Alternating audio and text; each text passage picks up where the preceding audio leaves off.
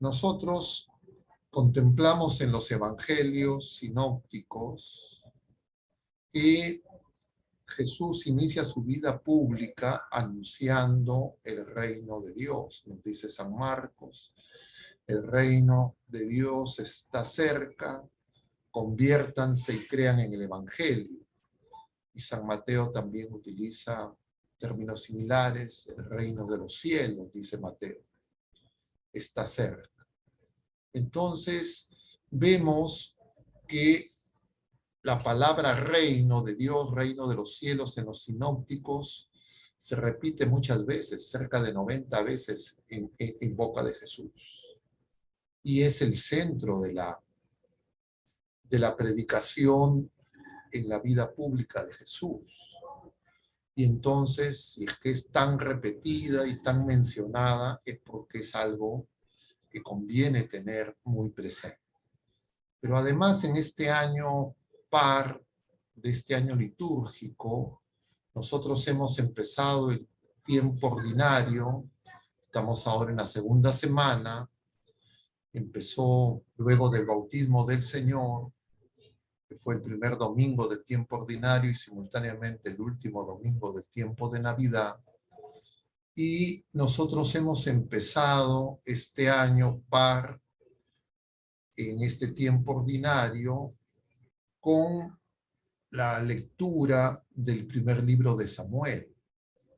Y el primer libro de Samuel, que corresponde a este año, justamente nos va a relatar el tránsito de el pueblo de la primera alianza que pasa de los jueces a los reyes.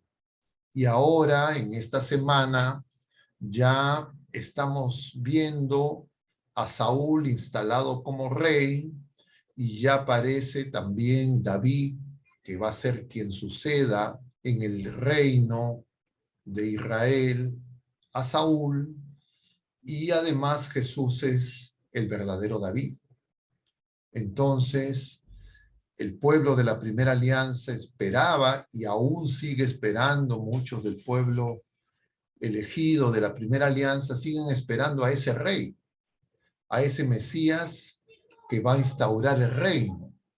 Y entonces reflexionar acerca del reino de los cielos que está cerca es muy importante.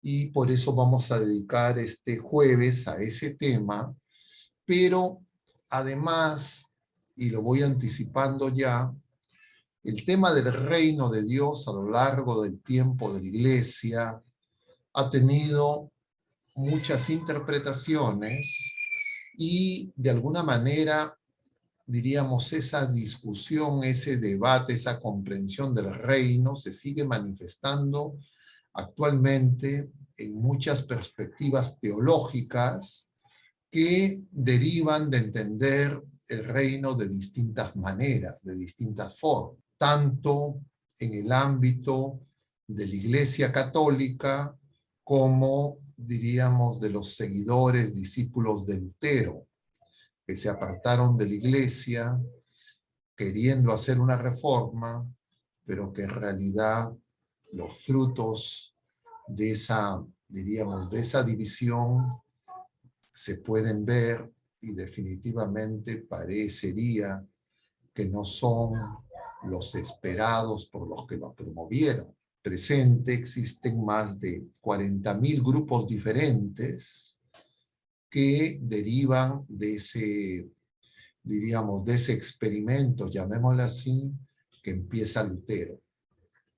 Pero además es pertinente porque nosotros este día martes hemos iniciado esta jornada de oración por la unidad de los cristianos, que definitivamente es una realidad que no podemos soslayar, la división y las consecuencias que trae esta división, porque definitivamente el Señor en el capítulo 17 del Evangelio según San Juan, en ese parte de esa larga sobremesa, luego de la última cena, el Señor va a clamar y va a orar delante de los apóstoles diciendo: Padre, que sean uno, como tú y yo somos uno, para que el mundo crea. Y entonces no podemos ignorar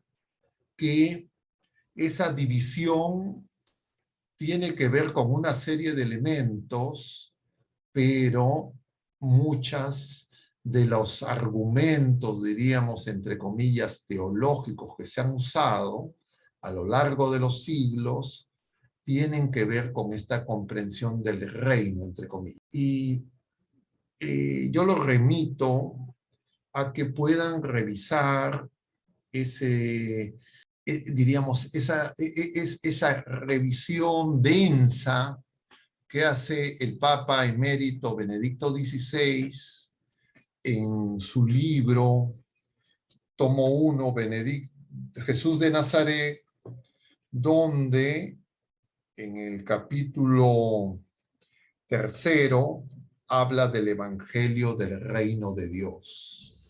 Y varias de las cosas, gran parte de lo que mencione, lo menciono apoyado en este texto, en este capítulo 3. Los que tienen el libro, les aconsejo que lo lean, porque es de una riqueza que conforme pasa el tiempo, no solo queda como un registro, diríamos, de datos académicos, de un teólogo eminente, sino de una actualidad para comprender una serie de procesos que estamos viviendo hoy mismo en la Iglesia Universal y en las iglesias particulares. Y entonces vamos al tema del reino.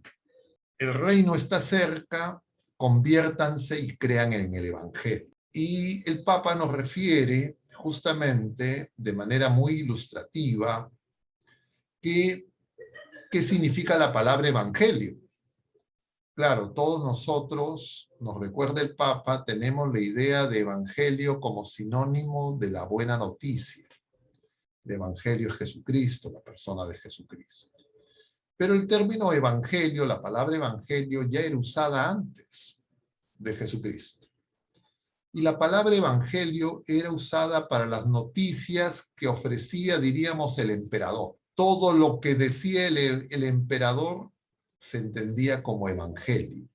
Es decir, todo lo que decía el gobernante terrenal, en este caso el emperador romano, del mundo conocido en el ámbito de el crecimiento de la revelación en el pueblo de la primera alianza, se entendía como evangelio, en sus palabras en griego y las otras variantes en los otros idiomas.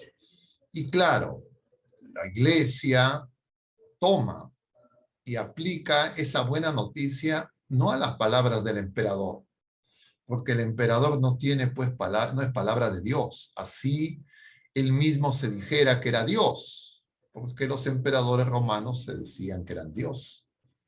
Y entonces sus palabras supuestamente eran lo que necesitaba el mundo para que el mundo viva conforme a un reinado de paz, de justicia, de seguridad.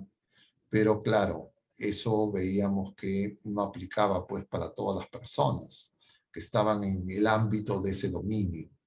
Y de manera análoga también en los otros imperios, porque los otros imperios previos al romano, tanto el helenista como el caldeo, el asirio, el egipcio, también los gobernantes, los emperadores, se decían Dios. Y entonces eso conviene tenerlo presente, el Papa nos lo recuerda. Porque en el fondo, lo que está en discusión tras este término reino visto en ese sentido un poco amplio, es que la relación entre lo temporal y lo trascendente, que es, diríamos, la novedad de la revelación al pueblo de la primera alianza, son fundamentales.